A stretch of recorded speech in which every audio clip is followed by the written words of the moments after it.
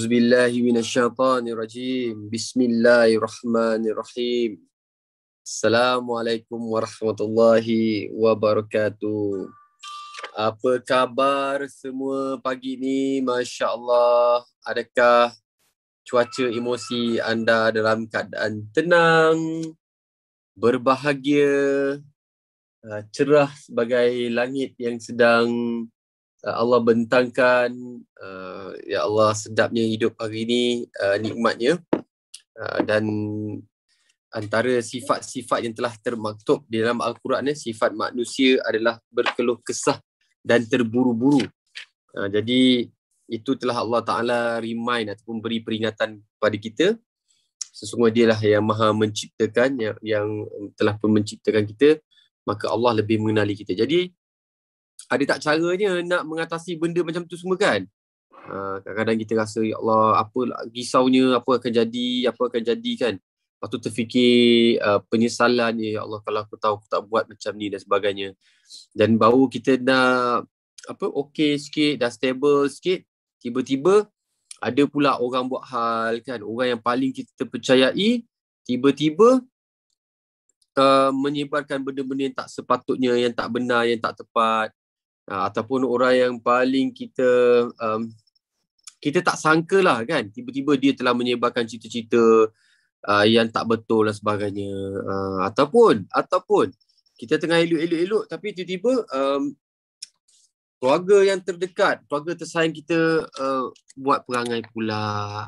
Jadi kita ni asyik ada je emosi yang terjejas, terganggu, tergugat dan sebagainya.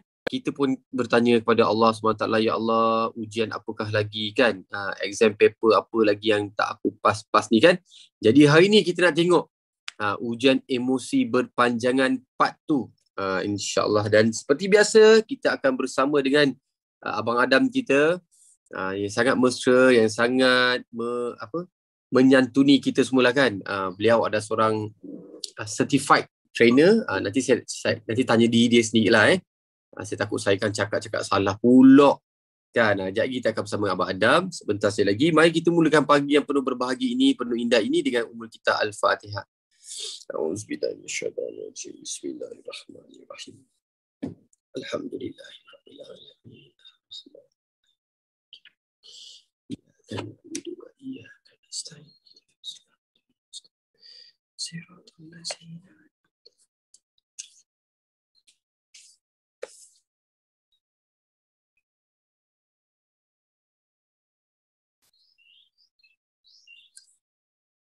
InsyaAllah sedap bunyi burung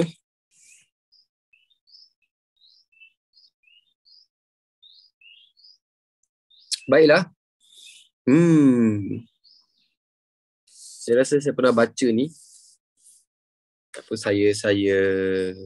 Kita ulang kajilah Kita buka muka surat 416, lalu kita baca hadis. Yang ini saya nak ambil terjemahan ayat Al-Quran daripada kitab yang sama, kitab hadis ni. Kita ambil 416, kemudian kita ambil beberapa hadis yang berkaitan. Boleh Yang ini adalah berkaitan tentang akhlak yang mulia. Kenapa pentingnya akhlak yang mulia ni? Kan, apa kaitan akhlak yang mulia dengan emosi? Mari kita bacakan Okey, ini petikan daripada surah Luqman ayat 18 dan 19. Maksudnya, Bismillahirrahmanirrahim. Allah SWT berfirman, Luqman alaihissalam berkata, wahai anak kesayanganku, dan janganlah kamu memalingkan mukamu kerana memandang rendah pada manusia, dan janganlah engkau berjalan di bumi dengan berlagak sombong. Sesungguhnya Allah SWT tidak suka kepada setiap orang yang bersikap takabur, lagi membanggakan diri. Dan sederhanakanlah langkahmu semasa berjalan, dan rendahkanlah suaramu semasa berkata-kata. Jika berkata-kata dengan kuat itu satu kemuliaan, maka pastinya suara kedai lah yang paling elok. Sesungguhnya seburuk-buruk suara ialah suara keldai kerana tidak sedap didengar. Masya Allah. Baik, dan kita akan terus sambung kepada muka surat 417. Saya ternampak hadis bernombor 42. Okey, Sayyidina Abu Umamah radhiyallahu anhu berkata, Rasulullah sallallahu alaihi wasallam bersabda, saya menjamin. Ini Rasulullah SAW bersabda, ini jaminan Rasulullah SAW tau. Saya tak habis baca lagi. Ini bukan jaminan beli barang buy one free one, jaminan beli satu ganti balik dan sebagainya, tapi ini jaminan Rasulullah SAW untuk mendapatkan sebuah maligai di pinggir syurga bagi seseorang yang tidak ingin bertengkar walaupun dia di pihak yang benar, dan untuk mendapatkan sebuah maligai di tengah syurga bagi seseorang yang tidak berbohong walaupun semasa dia bergurau, dan untuk mendapatkan sebuah maligai di darjat yang tertinggi daripada syurga bagi seseorang yang memperelokkan akhlaknya. Riwayat Abu Daud. Maksudnya ada dapat syurga, dapat maligai syurga, tapi yang satu syurga tu nun jauh kat ujung syurga. Orang yang macam mana dapat rumah maligai ni? Orang yang tak nak bertengkar walaupun dia di tempat yang benar. Kan? Kod dia lah kalau hari ni ada cabaran-cabaran, awak di pihak yang benar tapi orang duk tuduh, duk kata awak macam ni macam tu, tapi awak pilih untuk diam. Kan? Awak tak nak bertengkar. Jadi awak dapat maligai di pinggir syurga. Tapi kalau nak kat tengah-tengah syurga pun boleh juga. Nak tanah lebih baik lah kan. Kalau beli rumah, saya nak yang tengah-tengah sikit. Kalau yang tengah-tengah sikit, macam ni ciri-ciri dia. Dia tak berbohong walaupun semasa dia bergurau kan. Dia tak menipu walaupun dia bergurau. Walaupun niat dia nak bergurau, tapi dia cakap yang benar lah kan. Itu ada yang terbaik. Kedua terbaik. Yang paling best, darjat yang tertinggi adalah memperelokkan akhlaknya. Akhlak ni sangat penting ya. Akhlak dengan guru, akhlak dengan ibu, dengan rakan-rakan, dengan suami, dengan anak-anak. Itu kita kena tambah ilmu akhlak kan. Ilmu mengaji kita dah belajar, ilmu solat sunat kita dah belajar. Tapi apa ertinya kalau kita solat sunat tapi kuat bertengkar kan, kuat nak bergaduh, nak cakap dia je yang betul, kan. Kalau nak cakap kalau orang buat dia nak balas balik. Jadi adakah itu akhlak yang Nabi maksudkan? Tidak ya. Tengok, nak belajar akhlak ni contoh terbaik dia adalah Nabi Muhammad sallallahu alaihi wasallam. Baik, sambil-sambil tu kita sementara nak menantikan Abang Adam dan juga bonda kita turut serta pagi ni. Saya ternampak ada satu posting ataupun live Ustaz Hanafi. Kenapa Ustaz Hanafi yang dulu bila kita pernah live dengan Ustaz Hanafi, tiap pagi memang beliau akan live yang cancer survivor. Siapa kenal Ustaz Hanafi? Ustaz Hanafi. Kalau kenal boleh kata, saya KK, saya kenal KK. Ustaz Hanafi selalu tengok dia punya live. Bagus dia kan share doa, share macam-macam lah.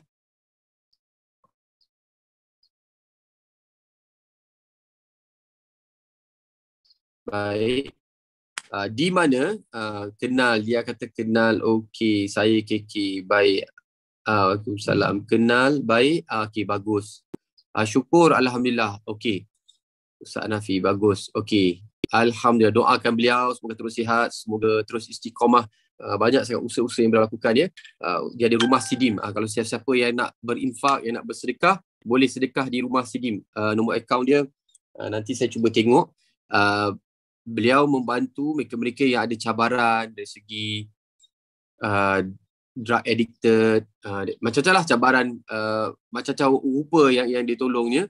Subhanallah, tolong doakan beliau terus sihat, terus istiqamah. Dan ini yang saya dengar daripada perkongsian dia. Dia kata pagi-pagi cuba kita buat challenge ataupun kita buat selawat challenge. Setiap pagi kita mulakan dengan 10 kali selawat. Jom kita diam sekejap, kita tengok kita berselawat 10 kali. Cuba rekod berapa lama anda berselawat untuk dapatkan 10 selawat ke atas Nabi Muhammad SAW. Kita cuba 1, 2, 3.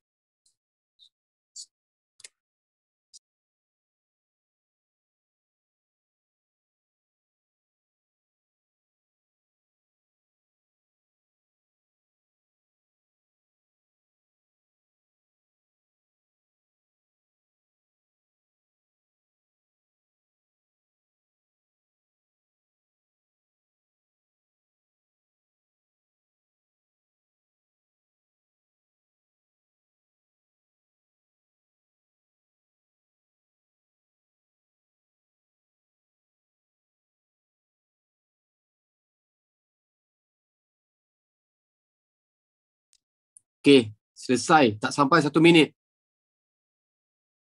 Okey, berapa saat yang awak dapat? Siapa dapat kira? Saya tak kira berapa saat. Saya kira tengok tak sampai seminit. You guys dapat berapa minit? Dapat berapa saat? Kalau siapa yang be exact. Boleh bagi feedback?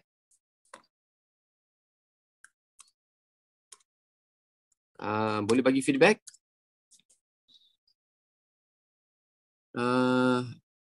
Siapa tu? IB. Saya mohon bonda Ustaz dan semua ahli kelab syurga sedekat Al-Fatihah pada sahabat saya Suhaib Mu'alaf telah kembali pada tengah hari semalam. Arwah sangat baik sejak kami kena kelas peralihan tahun 1982. Baik, insyaAllah. IB, kami akan hadiahkan sama-sama nanti insyaAllah umul kita Al-Fatihah ataupun sesiapa yang boleh bacakan terus, hadiahkan umul kita Al-Fatihah buat sahabat IB. Baik Alif. Baik, insyaAllah. Okey, Sarimah Yasin kata dan selawat 10 kali 20 saat. Okey, Masya Allah, 20 saat Kita 24 jam. Kalau dapat selawat 10 kali, kalau fokus, dapat buat dalam tempoh 20 saat. Charlie Ahmad kata, Alhamdulillah dalam seminit dapat 20 kali selawat. Allahu Akbar. 1 kali selawat, Allah, bukan orang lain Allah berselawat ke atas kita. 1, kalau macam tadi Charlie kata dia 20 kali 10, Allah selawat ke atas kamu Charlie 200 kali. Ini bukan matematik. Macam mana awak tahu KK? Tak, memang dah ada dalam hadis dia cakap begitu 10 kali. Kan? Ini bukan nak kena matematik, nak kena pening-pening kepala. Bayangkan kalau anda berselawat ke atas Nabi Muhammad SAW sepanjang kita live ni. Subhanallah. Okay, Mela Dali dapat 22. Tapi janganlah selawat yang tergopoh gapah kan. Selawat tenang-tenang, rasa dengan hati dalam 21 saat. Itu adalah Said Abdul Halim Al-Atas. Al-Atas betul Okay, yang lain? Okay, syukur. InsyaAllah. Sebentar saja lagi kita akan berkongsi dengan Abang Adam. You guys kalau ada soalan, dia macam ni kalau saya nak buat satu perbandingan ataupun satu analogi. Contoh kalau macam katalah kita ada certain body weight yang kita nak capai, ataupun pada orang yang nak masuk gym, dia nak ada capai beberapa berat badan terbaik yang dia nak kan. Jadi dia kena train dari segi fizikal. Angkat berapa kali, berapa rep, berapa berat untuk berapa kali seminggu. Okay, itu dari segi latihan fizikal. Lepas tu dia kena pula tengok kalau kata yang nak turun berat badan, dia kena jaga makanan untuk macam ni. Tapi nak tambah berat badan, dia ada jenis-jenis pemakanan macam ni. Begitu juga dengan emosi. Sebab emosi ni, dia akan melihat kepada bentuk latihan emosi yang kita lalui. Kalau kita biasa dedahkan emosi kita pada benda-benda macam kita pun memang ambil lah apa saja bentuk emosi, kita pun layan kan. Jadi itu yang datangnya cemas, risau tak tahu pasal berpeluh-peluh. Hari ni kita nak belajar kenapa agaknya Allah berikan ujian emosi. Ya, kita faham Allah berikan kita ujian dan semestinya ada jalan, ada cara untuk kita keluar daripada ujian emosi ni. Assalamualaikum Abang Adam. Waalaikumsalam warahmatullahi wabarakatuh. Talib, apa khabar? Alhamdulillah, syukur baik sangat-sangat kan. Orang kita semua dah kenal Abang Adam dan sebagainya, tapi saya rasa adalah satu tanggungjawab kita lah Abang Adam nak kongsikan apakah sebenarnya misi Abang Adam untuk kita bantu. Sebab apa Abang Adam, saya baca beberapa keratan akhbar beberapa keratan akhbar yang terkini mengatakan bahawasanya kita menjadi terlalu sensitif. Dalam statement tu adalah kita menjadi terlalu sensitif dengan keadaan sekeliling. Contoh barangkali sebab kita ni disebabkan oleh PKP, kesan lanjutan dia adalah kita tak dapat bekerja, ataupun dan kesannya seterusnya adalah terhad kepada pendapatan. Bila terhad kepada pendapatan, fikiran rasa bimbang, risau, nak bayar itu, bayar ni, nak beli makan, anak-anak sekolah, kesihatan, banyak sangat difikirkan. Itu adalah kesan langsung daripada apa yang berlaku. Jadi kita nak lihat macam ni Abang Adam, kita betul kita tak boleh nak kawal sangatlah benda yang berlaku di luar, tapi kita boleh kontrol apa yang berlaku kat dalam kita. It's a filtering system. Macam mana Abang Adam? Benda ni Abang Adam, kalau cakap sekali dua memang payah. Kalau kita pergi gym sekali dua macam give up lah, nak angkat berat-berat aku tak larat kan. Tapi bila kita tengok orang lain badan solid, kita teringin nak buat. Kita pun hairan, macam mana orang lain, Allah duga dia suami dia meninggal, anak dia meninggal, kehilangan pak kerja, sakit pula terbaring, tapi dia tenang, dia relax, dan kita kena sikit je melentimkan main. So Abang Adam, hari ni kita nak berlatih apakah ciri-ciri latihan emosi supaya bila ada ujian je, ini aku dah tahulah, aku dah pernah buat latihan ujian ni, so I can answer this question. Betul atau salah tu kemudian. Okay Abang Adam, macam mana kita nak mulakan pagi ni? Assalamualaikum kepada semua. Bismillahirrahmanirrahim. Masya Allah, Talib, lama tak jumpa. Kita jumpa di Maya, seminggu sekali. But it's Betul. such a, orang kata, significant time that we have Baik. as a brother in Muslim, kan? Masya Allah. Boleh kita kekal selama-lamanya, insyaAllah, ya. InsyaAllah. Okay, so Talib, panjang soalan tu. Nampaknya ada dua soalannya. Pertamanya, apakah objektif Abang Adam? Dan kemudiannya, you mention about worry, Masya Allah, itulah Allah Maha Kaya ya Barik, kan. I actually want to talk about worry today. Ya ke? Subhanallah. Allah izinkan. So when you ask me that, Abang Adam macam Masya Allah, Tabarakallah, semua telah ditentukan oleh Allah. So Abang Adam jawab soalan pertama. Okay, so what is my objective in life, kan? Alhamdulillah. So kepada semua sahabat-sahabat, kita mempunyai fasa kehidupan yang berbeza, Talib, kan? 0 to 7 kita imprint, kita tak tahu apa yang berlaku kat dunia ni. Kita ikut aja apa yang orang lain buat, kan? Lepas tu kita mencari identiti selepas 7 tahun ataupun awal remaja sehingga ke awal dewasa. Kita ingin mencari role modeling, orang yang boleh kita menggunakan sebagai idola untuk menjadi seperti mereka. Dan kita hustle masa awal dewasa, bila kita keluar daripada universiti, kita mencari pekerjaan dan sebagainya. So itulah kehidupan. So the question is, what do I want right now? What do I want right now? Dan 40 tahun ke atas, Masya Allah, Alhamdulillah, masih lagi bernafas, masih lagi hidup. Dan kita mencari makna kehidupan, ya, dengan setiap fasa kehidupan yang berbeza, dan kepada yang mempunyai cabaran, mempunyai ujian dalam hidup, kita mula akan mencari makna kehidupan. So untuk Abang Adam, dengan pengalaman hidup dan juga ilmu, Abang Adam nampak kita sebagai manusia, Talib, kita ni memang individu yang beremosi. Kalau Abang Adam biasa dengar phrase ataupun frasa-frasa seperti ini, I'm sure Talib pernah dengar juga. Oh, I can forgive but I cannot forget. Wah, itu tema kehidupan saya dulu. Oh, ya ke? Dan saya pernah kena Abang Adam, just to kongsi, minta maaf Abang Adam, ya. Saya pernah kena tegur, dan saya gunakan ayat ni juga. Saya belajar, saya dengar daripada seseorang dan saya gunakan kepada orang lain. Di mana ada satu tu Abang Adam, kita ada buat satu program live tau. So jadi ada kesilapan yang berlaku melibatkan perkara tu sangat besar. Jadi kami minta maaf kepada tim yang menguruskan program live di TV tu. Jadi one of the big boss cakap, minta maaf you tak boleh selesaikan masalah ni. Maksud kita macam wow. Dia don't expect when you say sorry things can change. Maksud kita macam dia jadi macam imprint tau. Dia macam wow. Lepas tu saya boleh guna pula tu dengan rasa okey je, macam kalau ada masalah dengan tim, saya akan cakap you punya minta maaf tak boleh selesaikan masalah saya.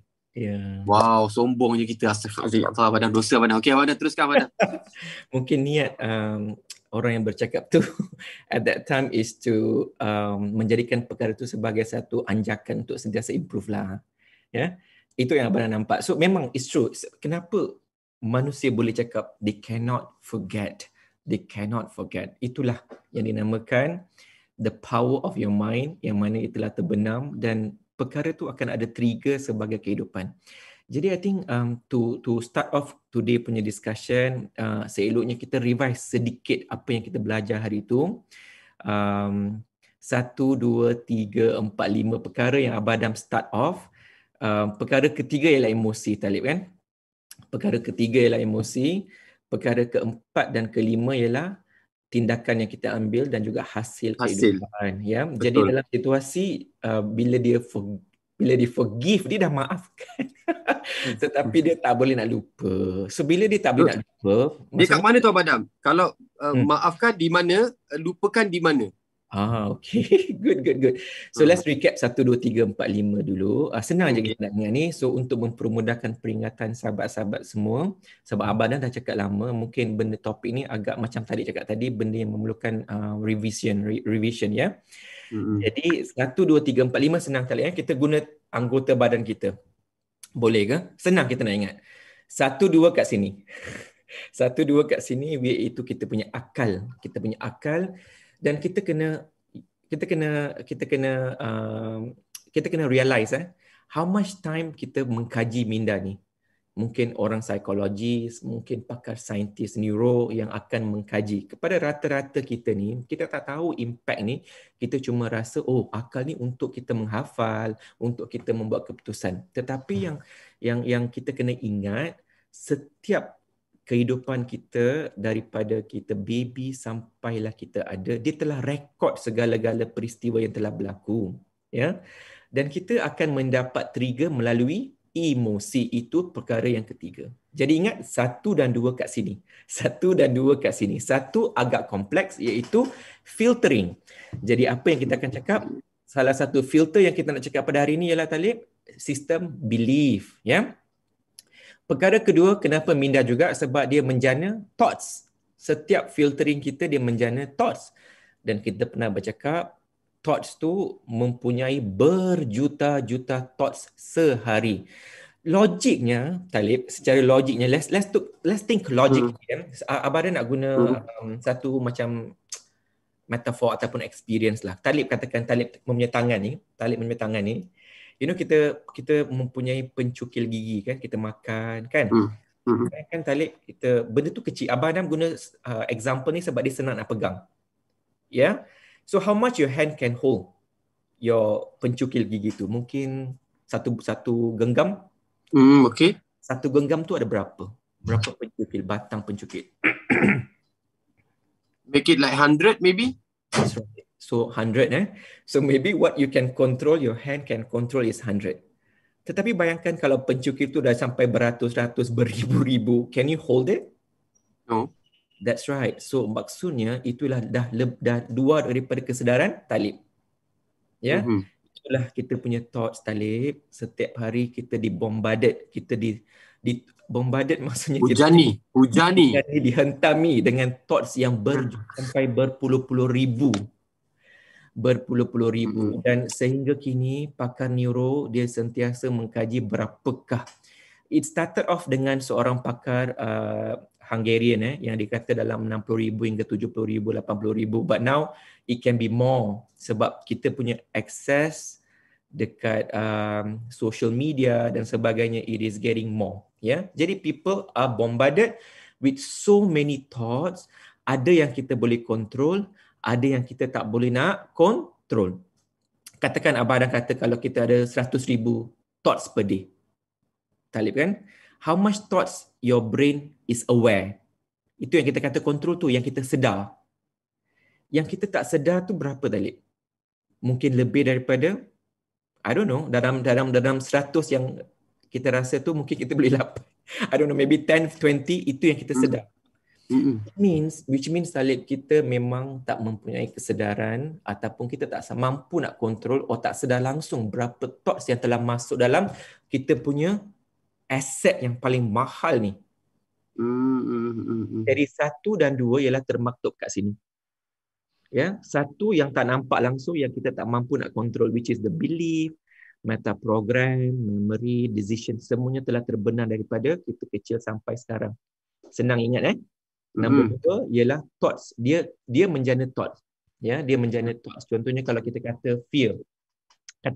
Kita kata worry tadi kan. Tak maaf, worry kan. Ya. Kenapa nombor 3 emotion worry itu datang? Contohnya kalau kita mungkin ada kita punya kepercayaan kata, worry make me feel more prepared. Contoh. Kalau saya worry, saya mungkin akan bersedia lebih lagi. Itu contohlah. But helping you. That is your belief. But dia menjana dengan satu aku kena worry. What's going to happen tomorrow? Aku dah tengah sakit COVID ni. Adakah anak-anak aku mampu hidup besok? Adakah aku akan mampu, isteri aku mampu? Itulah contoh thoughts. Adakah thoughts ni menjana emosi yang positif? So as I'm giving this example, Abang meminta sahabat-sahabat cuba reflect diri kita, kenapa kita mempunyai thoughts sebegitu? Sebab pertamalah, iaitu sistem filter yang salah satunya ialah belief system yang telah terbenang daripada awal, daripada kecil sampai kita besar. Jadi ingat sahabat-sahabat, perkara nombor pertama itulah yang sangat kita tak sedar, ibarat kita tengah memegang penculik gigi yang kita tak kontrol. Kalau dah mula lebih dapat 100 contohnya. Ya, itulah perkara pertama. So kedua, it generate thoughts. Dia mula mengeluarkan thoughts, ya, yang kita akan menghasilkan emosi, iaitu contohnya dalam situasi yang kita nak bincang pada hari ini ialah worry. So itulah, okay, so ingat semua sahabat-sahabat, senang nak ingat 1 dan 2 kat sini akal, kita menggunakan tubuh badan kita. Nombor 2 ialah nombor 1 ialah kat sini, nombor 2 pun kat sini, nombor 3 kat sini, nombor 3 kat sini, emosi. Nombor 3 ialah emosi. Dan nombor 4 ialah kita punya tangan ataupun kaki, kita punya tindakan. Of course kita nak bertindak. Kadang-kadang kat mulut juga. Boleh juga. Yang paling orang kata powerful ni yang tak ada tulang. Paling pantas. Paling pantas. Paling pantas you're right. Sekali. So let's use this, and also kita punya tangan dan kaki. Nombor 4 ya. Dan nombor 5 ialah kita punya impact ataupun results lah. Kan sebab setiap hasil kehidupan ditentukan oleh tindakan. Senang ingat sahabat-sahabat 1, 2, 3, 4, 5. Jadi kita nak bincang pada perkara 3 iaitu worry. Jadi kalau ketiga worry, cuba lihat tindakan macam mana yang kita akan ambil. Ada yang akan jadi anxiety, ada yang akan jadi worry yang berterusan, dan itu mungkin akan menjana kemarahan pula. Dia akan menjana perkara-perkara yang lebih dahsyat daripada worry yang memberi impak negatif secara keseluruhan. So kalau kita ingat 1, 2, 3, 4, 5, 5 ditentukan oleh yang 4, 4 ditentukan oleh yang ketiga, 2 dan 1. 1 dan 2 kita kena sentiasa conscious. Perkara ketiga, Masya Allah, kita ialah individu yang sangat emosi. Dan seperti contoh yang Abang Adam beri pada hari itu, kita punya emosi ni boleh menjana kepada ke arah positif. Dan Abang Adam banyak bagi contoh Abang Adam hari itu. Dan seeloknya kita harus reflect dalam contoh yang Abang Adam beri. Kan? In my case, contohnya macam bila dah sakit, what should I do? Should I just layan emosi yang tak stabil waktu tu? Mungkin emosi yang wujud pada waktu tersebut ialah risau. That is one thing that I remember. Ya, so risau tu dia ialah satu contoh emosi yang tak begitu toksik, dan emosi ni kita boleh kata sebagai minor state ataupun major state. Ya, minor state tu seperti worry, seperti worry, risau, seperti hurt. Tetapi kalau yang macam sangat negatif tu, dia dah mula sampai ke arah seperti fear, marah, seperti fear, marah, anger, kan? Apa lagi? Hurt, terluka, ya. Jadi yang ini dia sangat deep tau. Maksudnya deep tu dia terlampau dalam akal kita yang telah wujud daripada banyak situasi kehidupan. First trigger bilakah dia wujud, dan dia sentiasa akan menyebabkan benda tu macam snowball. Snowball daripada kecil dia jadi menjadi besar. So that's why we have to be orang yang sangat sedar diri. Ya. Kalau dalam bahasa Inggerisnya we have to be highly conscious. Sebab bila kita tak conscious dengan perkara yang telah terbenam, lama-lama kita anggap dia sebagai takdir kehidupan. Dan kita tengok kita punya motif dalam 7am ni untuk apa? Talib kan? Daripada bonda, ya Allah, dah berapa episod ni? Masya Allah, tabarakallah. Allah Maha mengetahui. Allah Maha mengetahui. Alif kata dah berat 400 lebih. Mainkan 400 lebih dah. Jihad ada waktu yang digunakan. Masya Allah, mudah-mudahan Madam. Waktu yang digunakan untuk kita berilmu dan memberi ilmu kepada yang lain. Jadi bila InsyaAllah. seseorang tu mendapat ilmu, dia tak dapat nak terima, dia wujudkan mana, Talib? Kalau Satu, dua, dia beri ilmu, dia tak boleh terima. satu, dua, Dia tiga. start dia start kat sini, filtering system. Ya. Maksudnya yang dia tak mampu nak terima ialah keempat tindakan. Oh, Kan? Maksudnya empat. dia punya act, dia punya act of yang tak terima ialah nombor 4. Kan? Faham.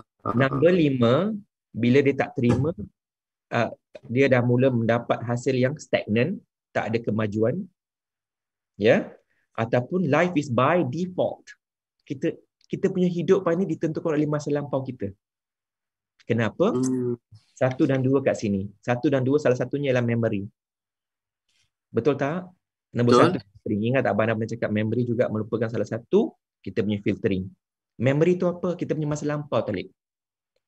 Jadi kita ikut aja apa yang kita tahu. Kita tidak mempunyai growth mindset. Kita fix saja kita punya mindset. Jadi bila kita dapat trigger, then we wonder why we are marah. We wonder, oh why? Why am I being angry? Why am I tak terima? Termasuk Abang Adam sendiri. Don't ever think I'm perfect. Penipuan yang terbesar ya. Abang Adam cakap begini sebab Abang Adam tak seperti ini dulu. Which mean I'm like a lot of other people live by default. Dengan adanya life by default, sentiasa tanya, kenapa hidup aku macam ni? Oh yes, I have a good job. I have a good income. Contohnya, Alhamdulillah, from that segi konsep rezeki, because of my previous meta program, iaitu aku kena sentiasa kerja keras sebab keluarga aku miskin dulu. That's my memory. Right? So dia menghasilkan tindakan, oh I cannot sit still. I have to work hard. So my emosi was, there's a lot of worry. I cannot sit still. I have to work hard. Tetapi dia menjana dua hasil. Satu, yes, I'm progressing. Tetapi adakah progressing tersebut membantu dari segi emosi sustainability untuk jangka masa panjang, iaitu menjadi orang yang lebih tenang, menjadi orang yang memberi impak lebih besar kepada yang lain? That is the question I ask myself. So what is the question that you should ask yourself? If yang paling Abang Adam risau, kita mempunyai situasi tersebut, tetapi kita terima takdir dan kita tak berusaha dan kita sentiasa go down in terms of income and kita go down in terms of our fixed mindset and kita complain pada kehidupan dan menjadi mangsa keadaan. Oh my God, I cannot grow. Itulah takdir sebab my mom is like this, my dad is like this. Oh, because I tak pandai. Therefore, I akan jadi miskin selama-lamanya. Walhal kita tahu dalam kehidupan ramai yang jadi kaya bukan sebab dia mempunyai PhD. Sometimes orang yang PhD lah yang mungkin, wallahu a'lam. Badam, sebab dalam Al-Quran pun Allah dah beri pesanan kan, Allah tak akan mengubah nasib suatu kaum tu jika dia mengubah nasib dia sendiri. Maksudnya Allah bagi kita pilihan. Life is a choice. Betul takdir tu dah ada, tapi Allah nak juga kita ikhtiar kan, ikhtiarkan sesuatu. Jadi begitulah, kalau kata kita tengah sedih, lakukan sesuatu, ikhtiarkan supaya emosi kita kembali stabil dan sebagainya. Jangan kita duk salahkan orang. Betul, kadang-kadang emosi kita jadi macam ni adalah contribute dihasilkan ataupun disumbangkan oleh orang ketiga, orang luar. Betul. Kan, disumbangkan keluar. Tapi macam saya berfikiran pula macam ni, Abang, betulkan saya kalau saya salah. Pandangan saya beginilah. Katalah saya nak masuk gelanggang. Saya masuk gelanggang. Saya tahu ini ada gelanggang kehidupan. Opponent saya tak tahu dengan siapa saya akan lawan. Besok, lusa saya tak tahu. Tapi I'm going to fight. Benda yang saya boleh buat adalah saya terus akan berlatih berapa kali tumbukan, cara nak mengelak, cara nak bangun. Kalau kena tumbuk pun saya kena bangun balik dan sebagainya. Menang atau kalah itu soalan kedua lah. Yes. Apa yang saya tak, itu saya boleh kontrol. Saya akan berlatih lagi, belajar lagi kan. Benda yang saya tak boleh kontrol adalah pihak lawan. Saya tak akan nak pilih, oh dia ni macam kuat sangat, saya tak nak lawan yang ni, saya nak lawan yang lain. Mana benda-benda boleh macam tu dalam MMA punya fight dan sebagainya kan. So begitu juga kehidupan Abang Adam. Saya rasa lawan kita akan datang lah bila-bila lebih kuat daripada kita atau lebih lemah daripada kita tak tahu. Cuma bila kekuatan dalaman tu lah, kalau kita kalah pun it's okay, kita boleh berlatih lagi, kita boleh improve lagi. I think this is what my perspective about life lah kan. Saya kena buat latihan emosi yang lebih kerap. Beautiful Talib, Masya Allah. Abang kupas sikit boleh ya? Silakan. Ya, definisi antara kalah dengan menang, it is also very subjective. It is not simple as seperti pertandingan, ada yang menang, ada yang kalah. Itulah yang dinamakan pertandingan. Tapi kehidupan tak sebegitu. Baik. Sebab bagi Abang Adam, kehidupan ni bukan merupakan antara kalah atau menang, tetapi how do I grow every moment kalau ada setback dalam kehidupan. Maksudnya, kalau kita kata, a game, exam, kita kata it's 40 marks is contohlah 40 marks is a failure, 80 marks is a success. Kita kata macam tu. Bagi Abang Adam pula, kalau 40, my next question would be, how can I be 50? How can I use 40 tu sebagai ibrah untuk Abang Adam cari kelemahan yang mana I can improve? Sebab kehidupan tu sangat luas. Sangat luas. Yang kita kata emosi yang tak ada terbatasan tu. Pasal tu, we are emotional being. Sebab every moment is a trigger. Contohnya, hari ni kita dapat 12A. Wow, bestnya kita dapat emosi yang sangat best. Tetapi tomorrow, bila kita masuk universiti yang katakan medicine student, oh my God, kenapa dia ni lagi hebat daripada aku? Mula depression, mula anxiety, mula ada penyakit lain. Lepas tu, dah mula jadi mangsa keadaan. Kenduri tu dah jalan dah. Kenduri tu dah berlaku. Baik. Dah dapat kenduri kesyukuran, kenduri kehebatan, semua dah habis. Tapi bila pergi hospital, ya Allah, ujian lain tu dah datang balik. Adakah hidup sesimpel seperti 80% yang kita dapat ke exam? No, it's not. So change your meta program to think that how can you improve every single day.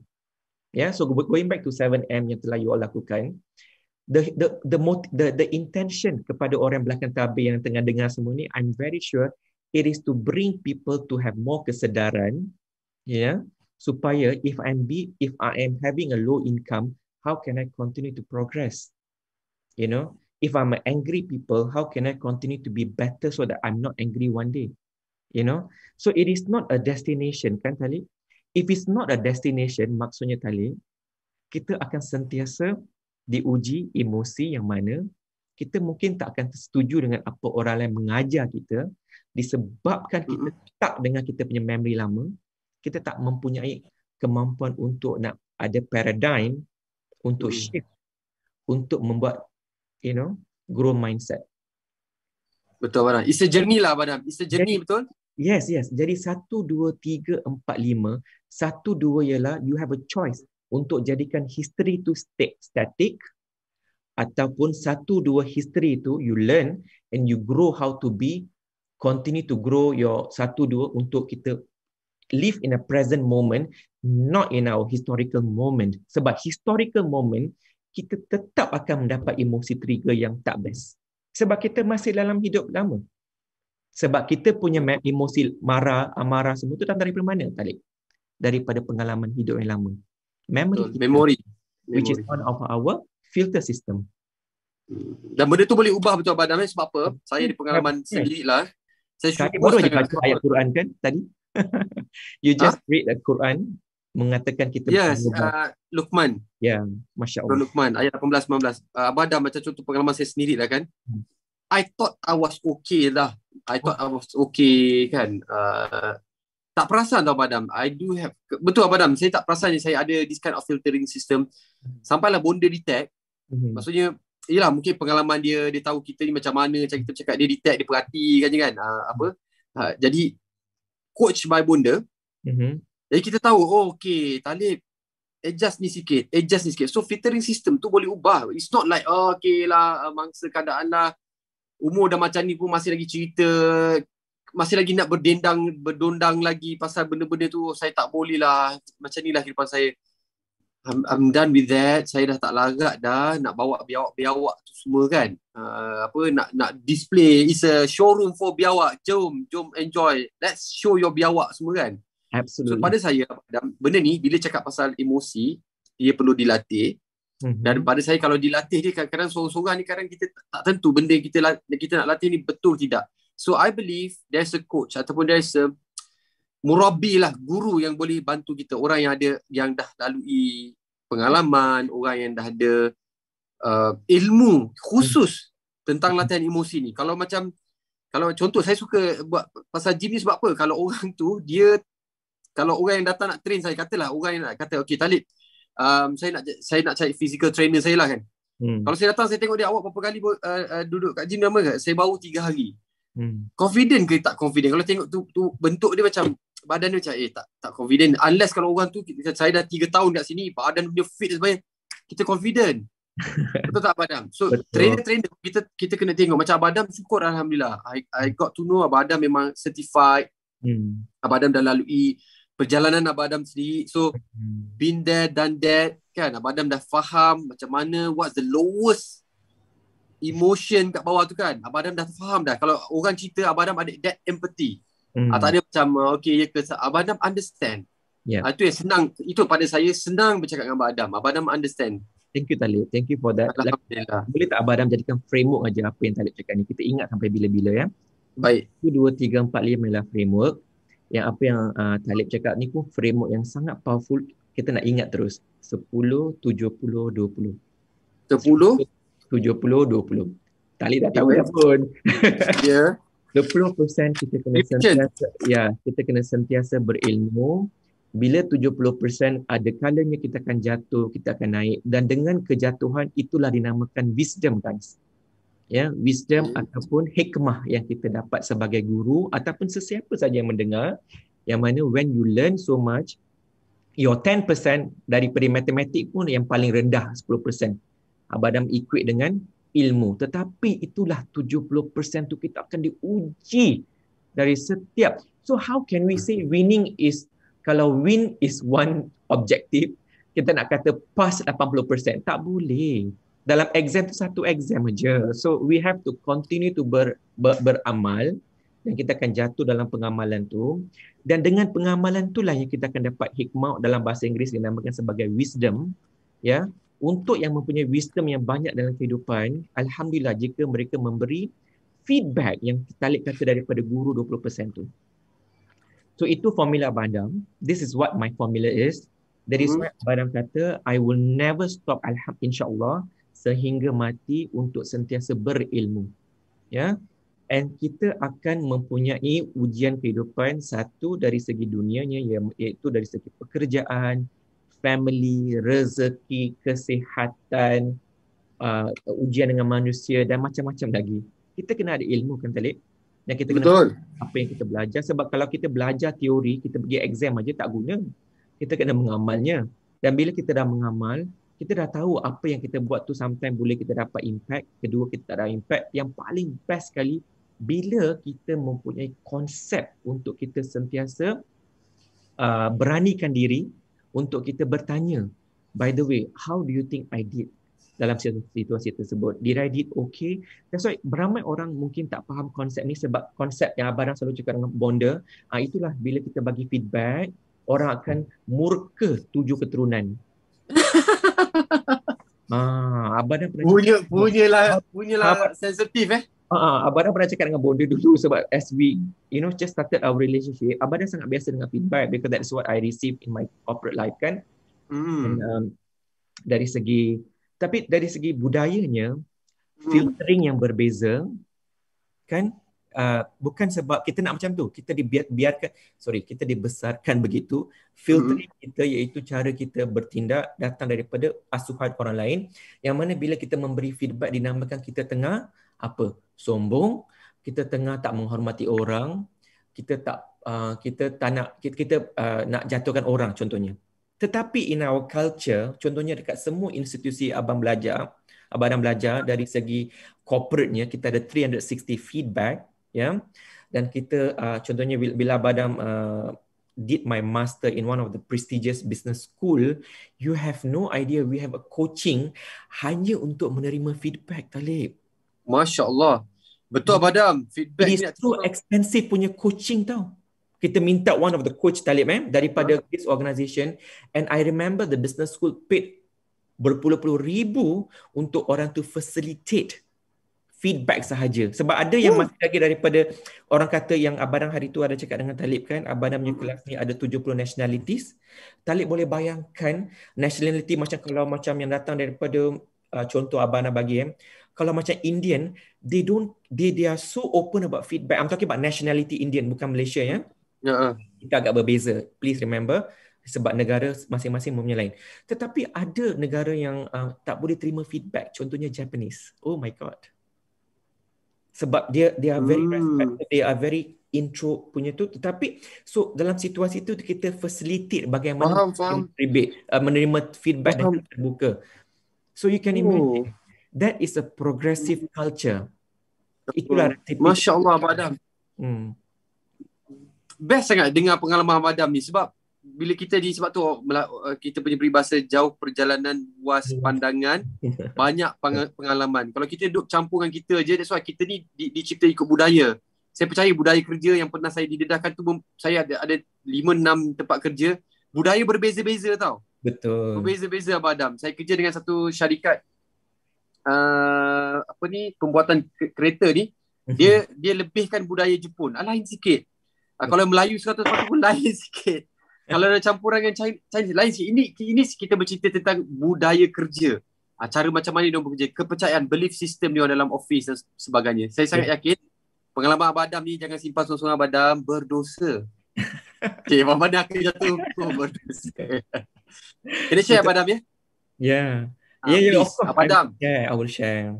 Abang Adam kena faham bahawasanya tak semua orang Allah pilih. Ada peluang macam Abang Adam, ada kefahaman, ada ilham ya, dan kelapangan fikiran yang Allah berikan. Tak semua orang kalau pergi tempat yang sama, Talib kamu semua dihantar, pergi duduk jumpa lecturer yang sama, kelas yang sama, kefahaman kita tak akan sama Abang Adam. Allah berikan kelebihan tu pada Abang Adam. So since saya rasa it's a calling lah Abang Adam bantu ummah.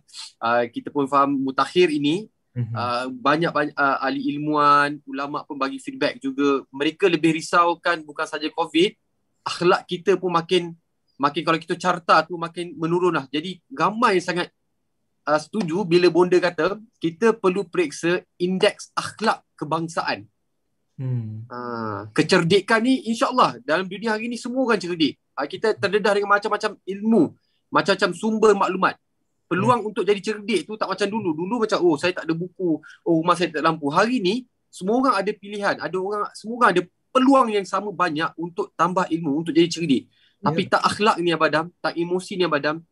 Mungkin saya orang yang belajar ilmu tinggi tapi akhlak saya mungkin wa na'udzubillah min zalik. Mungkin emosi saya orang tak tahu. Kat rumah saya sesak dada, sakit dada, orang tak tahu. Saya mungkin nervous. Saya tak tahu nak cakap dengan siapa saya nak berlatih sebab I'm a high profile person kat office. I'm a CEO. I'm a flying colours person. So malulah saya. Tapi emosi ni saya kena bagi tahu. Saya kena belajar. Jadi saya harap Abang Adam, peluang yang ada saya tahu Abang Adam ada buat program 26 hari bulan ni. Saya harap ianya masih dibuka. Kita telah pun anjakkan memandangkan lockdown untuk orang kepada Julai. Ya Allah makbulkan doaku rupanya sebab 26 tu saya ada kelas 3 hari. Kata ya Allah tuanku, tak apalah, pada Allah sajalah aku berserah. Okey, berapa bulan Abang Adam bagi tahu sikit. Nanti Abang Adam kena refer balik. So mungkin Abang Adam pun tak ingat sangat. Yang buat ni semua ialah Puan Nat. So dia yang uruskan. Mungkin Talib saya akan tahu dia. I have her number. Okay. So just to close off pasal Talib, you telah mengeluarkan satu konsep yang sangat penting kat sini yang kita boleh concludekan bahawa diversity itu sangat penting kan Talib. Bila punya pendapat yang berbeza kita actually belajar, tetapi kita kena buat dengan cara harmoni. Itulah yang dinamakan 20% ni pun feedback yang diberi harus dengan berilmu, bukan membelasah begitu ya. Sebab remember, we are dealing with emotional being. Kita ni ialah emotional being, termasuk Abang Adam sendiri. Jadi kita harus melakukannya dengan struktur yang betul dan harus berilmu bagaimana ingin memberi feedback dengan baik ya. Dan ingat sebagai apa yang Abang Adam remember ni masa Abang Adam mula-mula embrace Islam, belajar Islam, dan Abang Adam belajar tentang ayat daripada surah Ar-Ra'd. Allah telah menciptakan Allah telah menciptakan lelaki dan perempuan berpelbagai kaum. Kenal satu sama lain. Abang Adam pegang benda ni. Dari sebab bila my first time kan Talib 6 bulan lepas embrace Islam, Abang Adam sangat shock tau dekat Tanah Suci yang setiap hari Abang Adam didatangi oleh pelbagai kaum. Masya Allah, daripada hari pertama daripada seorang imam daripada Lebanon, kedua daripada India, ketiga daripada orang Malaysia sendiri. Lepas tu Abang Adam juga pernah bersemuka dengan Mak Saleh, daripada Amerika. So dekat bumi Mekah tu kita nampak setiap pelbagai bentuk yang mana Allah kata kita belajar. Jadi Abang Adam tak akan lupa my first memory of Umrah. Okay. Sebab it was so special and special because Abang Adam pertamanya Abang Adam pergi bersorangan, ya. Oh, sendiri pergi? Sendiri yang mana tak pergi khusus umrah pun Talim. Abang Adam ingat. Abang Adam ingat masa nak pergi umrah tu hari Isnin contohlah. Abang Adam balik daripada Surabaya business meeting. Sabtu dengan Ahad duduk dekat office nak habiskan kerja. So the whole day on Monday daripada pagi hingga petang prepare. So I went without any knowledge on how umrah should be. So I went with an open mind. So anyway, long story cut short, that was my most beautiful memory yang mana Abang belajar tentang kecantikan Islamnya, yang mana Abang bernekat untuk ke umrah setiap tahun untuk menguatkan imam. Remember, I have two choice. Satu, untuk keep my iman macam ni, or continue to improve my iman dari segi sendiri berikhtiar. Kedua, Allah bagi ujian untuk bagi kuatkan iman. Masya Allah. Contohnya in my case, ada dua option. Yes. So itulah the beautiful. That's why Abang Adam suka praktikan benda ni dalam pekerjaan. Sebab if you look at kenapa some of the business school is very powerful versus Harvard, sebab diversity. Ya. Kenapa some of the company sangat praktikkan untuk pengambilan diversity, itulah dinamakan multinational. Mempunyai banyak nationalities yang akan challenge. My first exposure, Abang ingat lagi masa tu I was so young kan. Abang Adam dihantar awal untuk jauh daripada KL untuk explore other state and belajar. Lepas tu dibawa masuk and I was one of the first person untuk so-called diberi exposure untuk buat strategic role tau. Dalam masa tu bayangkan Abang Adam muda dalam grouping senior leadership punya meeting, bayangkan kita rasa diri kita macam kucing kurap, ya Allah kecilnya aku duduk dekat bos-bos kat sini. Padahal masa tu sangat terkejut, dia orang punya debate non-stop dengan Indiannya, dengan Britishnya, dari Indian nationalities daripada nationalities yang mana Abang Adam ingat dia ni adalah marketing director. Dia debate dengan CEO of company tanpa dia takut. So that was my first awakening moment. I cakap dengan Prof bila I start kerja dengan Prof, I'm going to be very open about my point of view. Prof agak terkejut juga lah masuk tu kan. Kenapa dia ni? Yalah, satu, we have a differences dari segi bangsa. Kedua, dari segi pekerjaan. Maybe Prof can say something about this. So which means point of view, kalau berbeza, it is okay, Talib. It is okay. Because we cannot accept everyone can be agreeable to what we say. Remember, I share, it is my experience, it is my wisdom, it is my knowledge. I share dengan niat untuk memberi faedah kepada yang lain. If you have a different acceptance levels daripada memory you, at least what you can do, seek to understand. Seek to understand maksudnya mencari? Berusaha untuk faham. That's why kalau kita tengok 7 habits of highly effective people dalam salah satu step tu, dia mempunyai konsep seek to understand, to be understood. Kita mencari untuk memahamkan supaya dipahami. Faham. Jadi, kalau kita bila kita menerima sesuatu yang kita tak faham dan kita nak sentap, siapa punya tanggungjawab di sini untuk betulkan keadaan? Adakah orang yang memberi ataupun orang yang menerima? Tepuk dada, tanya selera. Sebab what I'm sharing right now, it is just a general rule of thumb. How to accept different point of view untuk mempunyai harmony. That's why we come to an understanding dengan Prof, sebab she is so much senior than I am in dealing with a working environment yang baru berinteraksi dengan anak muda ni yang mempunyai pengalaman yang berbeza. So we seek to understand what is my strength, what is Prof's strength, and we come to harmony, what Prof do, what I do. You know what I mean? So that is how we should accept our life generally. Contohnya kalau katakan contohnya katakan Talib kita baru berkahwin.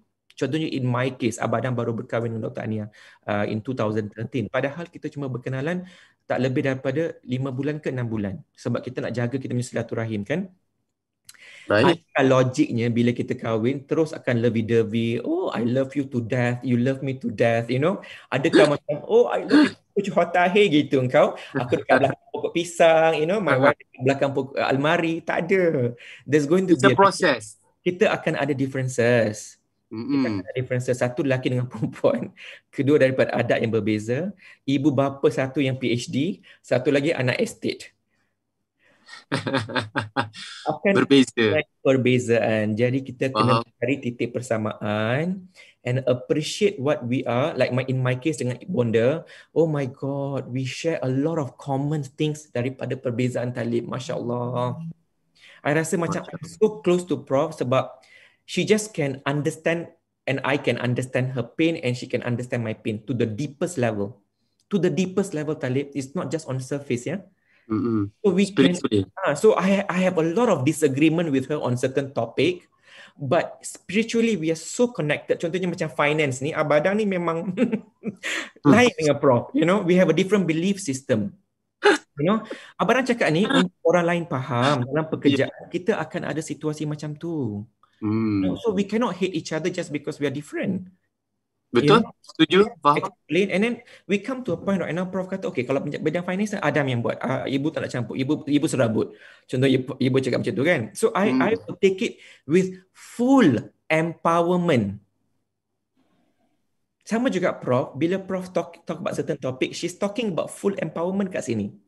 In hope yang mendengarnya dapat mendapat iktibar, mendapat ibrah dan belajar sebab kita nak improve. That is what I believe about 7 AM. That is my belief structure. That is my belief system. That is my filtering. Therefore, my thoughts ialah yang saya cakap pada hari itu, I will contribute. My thoughts, Abang cakap nombor 2, nombor akal ni. I will contribute according to my availability which is on hari Ahad. And my emotion coming to this talk will be very high. Sebab apa? Abang dah plan, Abang sangat yakin Abang yakin perjalanan ini akan menjadi pinci kebuadan. Abang itu je yakin. Therefore, I will be very, very ikhlas buat kerana Allah. Allah. Ya. Dan Abang yakin ada yang akan mendapat apa yang Adam cakap dan ada yang mungkin takkan faham. Tak apa. I will istiqamah untuk cakap benda yang sama sehinggalah Abang mati. InsyaAllah. Semua dengan izin. Ya. Jadi Abang nak closekan pasal worry tu boleh? Boleh. Ya, Abang nak closekan pasal worry itu sebab last week Abang tak sempat nak explain more about all this. Jadi kita dah faham 1 hingga 5. Kita dah faham meta program yang berbeza iaitu daripada akal tu. Akal satu ialah kita punya yang terbenam yang kita tak dapat nak kontrol ya. Salah satunya ialah meta program ya. Dan Abang pernah cakap masa kecil. Oh, Abang pergi ke KL nak berusaha.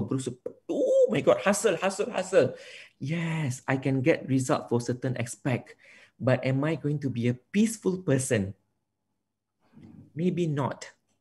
And it will give you impact physically. Remember guys, physical, emotion, spiritual is connected. Dia bukan berasingan.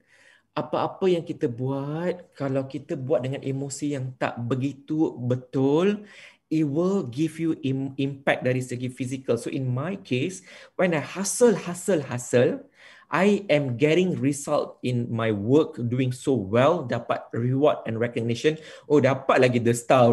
Ya, Abang engkau puji kan, alamak Abang dapat empower. Engkau, Allah mengetahui kan. Allah maha mengetahui. So one of the cons pro, you grow really well. One of the cons, you get so tired emotionally, but it is not healthy. Tujuh Adam. Is worry. Especially orang yang mempunyai timeline untuk true. tak apa, yang itu tak apa, kita tak nak explain kan. Jadi Abang Adam nak cakap step by step what I do in this case, especially masa Abang Adam dekat hospital. Sebab this is real. Ya, COVID is real, worry is real. Benda yang hakok, yang wujud. Benda yang hadi, yang benar. Yang hadi nama semua Abang Adam cakap ni sebab benda yang berlaku. Therefore kita mempunyai, Abang Adam cuma share beberapa perkara yang Abang Adam buat untuk pastikan I can able to mempunyai nombor 4 dengan nombor 5 yang betul. Ya, nombor 4 dengan nombor 5 yang betul bila mana wujudnya worry yang timbul daripada perkara ketiga.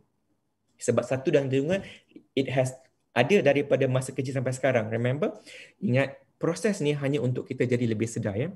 Bukan sedar orang, sedar diri kita. Kepada semua sahabat yang dengar ni, percayalah, whatever I'm talking, whatever Prof talking is just helping us to bawa untuk kita menjadi orang yang lebih sedar. Itu saja. Because I believe when I'm more aware about myself, then senang untuk I betulkan apa yang kurang. Contohnya dalam situasi Abang Adam, bila Abang Adam dibombardir dengan fear, contohnya worry, apakah yang akan berlaku? Ada sekelip mata tu wujud about my children, contohnya itu yang Abang Adam kongsi pada hari pertama madrasah COVID. What do I do? Start fikir pasal wasiat, dan wasiat itu ialah perkara yang harus kita lakukan. So that is what I share in the past, but let me share a bit on my step by step process bila Abang Adam dibombardir, contohnya dengan ada sedikit worry masa tu, ya. Because I don't want to waste my time, Talib, sebab waktu ialah satu perkara yang hakok, dia akan hilang. Itulah surah Al-Asr, kita kenal kan surah Al-Asr tu, kita baca setiap hari kan. Jadi kita harus sedar itulah yang kita akan hilang kalau kita asyik worry je. So this is what I did. Now first thing Abang Adam tanya myself, what's the most I can do now at that moment? Apakah yang saya boleh lakukan dengan sebaiknya pada ketika itu? Yang mana saya tahu ada perkara yang saya telah lost dari segi fizikal, ada perkara yang saya telah lost dari segi waktu. Sebab Abang Adam lama ya dekat hospital, dalam kurang lebih dalam 2 minggu ke lebih. Do you know, Talib, 2 minggu dalam bidang apa yang Abang Adam buat is a lot of thing.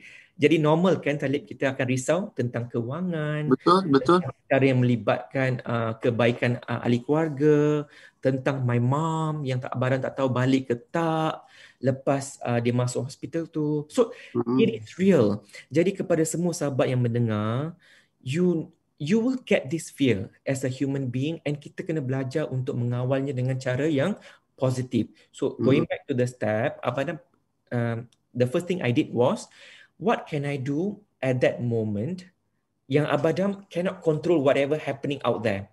Cannot have control dengan my physical challenge. Sebab ujian tu telah diberi. Jadi I ask myself this, Abang Adam tanya myself at that time, hey, what can I do now? This is what I have right now.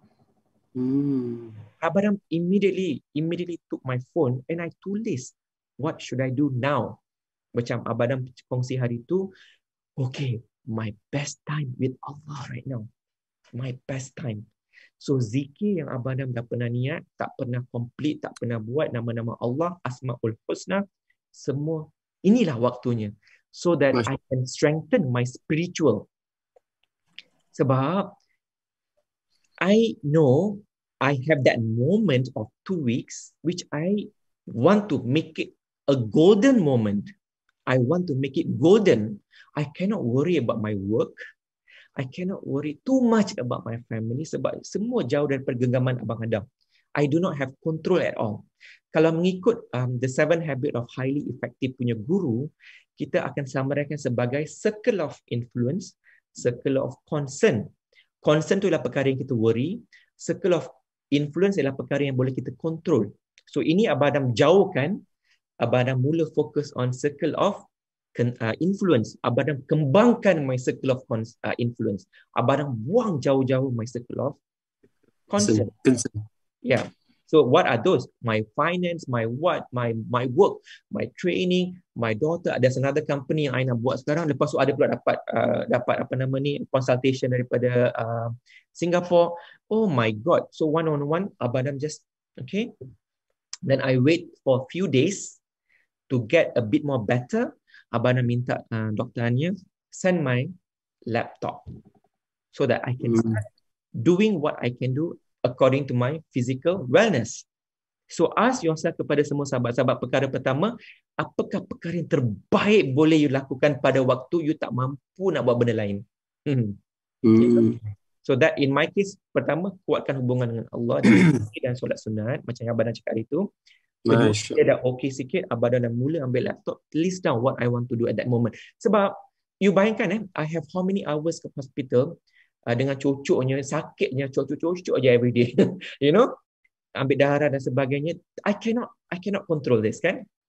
Then I have 3 hours contohnya daripada duha kepada zuhur. Banyak tali 3 hours tu. Ya. Lepas tu lepas zuhur, daripada zuhur kepada asar, another 2 to 3 to 4 hours.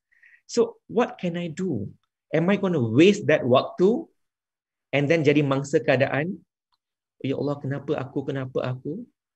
Ya Allah, kenapa dia? Something like that. You know what I mean, right? And then perkara kedua yang Abang Adam immediately reframe my mind. Ini yang Abang Adam akan ajar kepada semua staff, kepada semua student NLP dan sebagainya. I reframe my mind. My God, Allahu Akbar. Ini dengan orang true time macam Abang Adam ni. Wow, the present is so real, Talib. In front of me, what I have is so real. The future is not real at all. Masya Allah. Dia dah jatuhkan banyak Abang Adam punya worry at that moment bila Abang Adam reframe. How can I worry about tomorrow? Walhal, I do not know whether tomorrow masih lagi ada ke tak ada. Kalau I cannot make use of this today, I cannot. Can you imagine?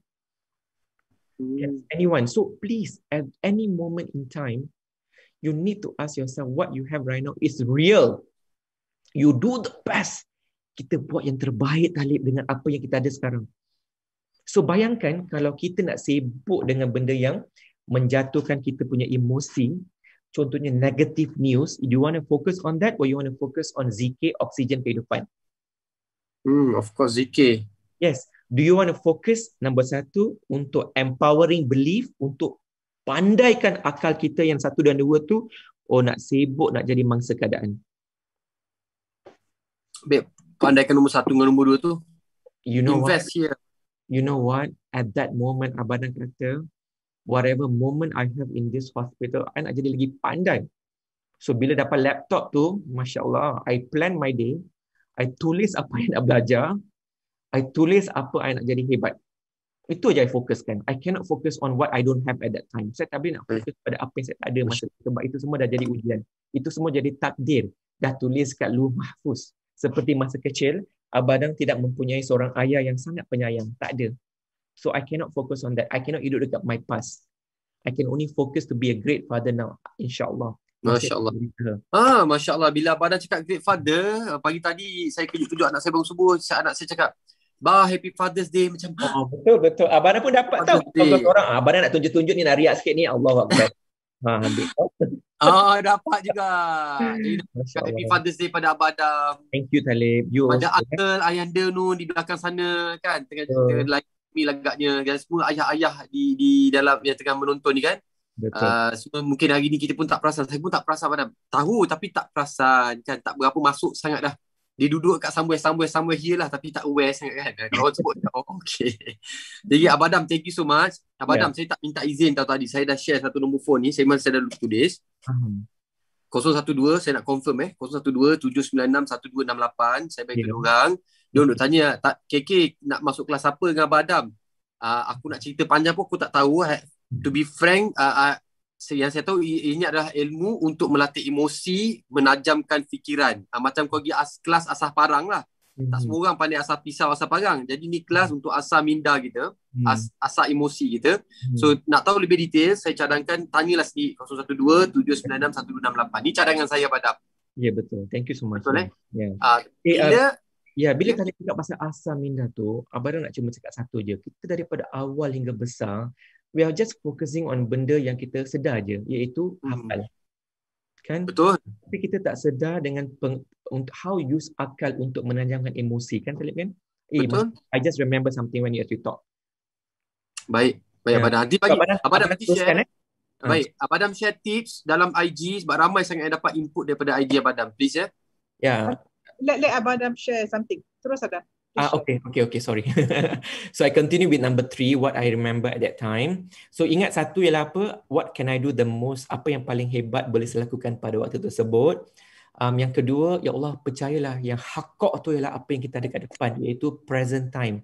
The future is an illusion. Ya, kita tahu kalau kita direzekikan untuk hidup besok, kita akan. Talib, masa, just to share with you lah, dalam perjalanan COVID ni, abang dapat berita people yang abang kenal pun tak ada. Oh, ya ke? Ya, it's some of my colleagues, dekat negara lain lah, So I macam, ya Allah, apa yang aku ada masa tu ialah hakok, ialah masa aku dekat masa present time, not the future time. Present time, itu perkara kedua. Now yang ketiga, apa yang abang nak cakap, cuba kita realize apa yang hebat kita ada waktu tersebut bila kita diuji dengan perkara-perkara negatif. Contohnya, in my case is COVID. So what I did, I took a book and I journal. Apa yang I ada? Ya Allah, I masih lagi boleh berfikir dengan waras. Masya Allah. Walhal bila I tengok my mom, kan abang cakap tu kan, bila dia kena, bila dia balik daripada COVID tu, dia diuji pula dengan minda punya isu, iaitu seizure. Jadi dia lost all her memory. Allahu Akbar. Bila kita dapat news yang mengatakan dia dah macam tak tahu apa yang berlaku, so dia tak ingat dah apa yang berlaku, dia tak kenal some people. So Abadam at that moment in hospital, yang mana Abadam worry in the future dan sebagainya, the first thing I ask, okay, I have to reframe. Let me take out my book and tulis apa yang Abadam ada. Masya Allah, I just say that, okay, walaupun pernafasan masih lagi sakit waktu tu, but I can think very clearly. I have a beautiful daughters at home yang Abadam yakin insyaAllah dengan izin Allah, mereka boleh menjadi orang bermanfaat. I have a wife, I have my mother-in-law yang hantar makanan. I have my family, so I have so many things. I still have my brain, I can think. I have my kaki yang masih lagi boleh berjalan ke tandas. I masih lagi boleh solat. I masih lagi boleh zikir. And at that moment, why am I worrying about my finance? Kalau saya diambil, bukankah I have to focus my relation dengan Allah dulu? That is what I focus on at that moment, kan Talib, kan? Apa yang saya ada ialah iman. My next step is, how can I make my iman stronger? Sebab kita akan diuji keimanan. So I write down, saya tulis semua yang saya ada supaya benda tu dia menguatkan my perkara ketiga, my emotion. It helps so much, and masa saya sujud tu saya nangis saja. That how lucky I feel to be alive and be able to think about so many things. And ada fikir dah, ya Allah, kalau aku hidup lagi, tak boleh balik, nak banyak kongsi ilmu ni.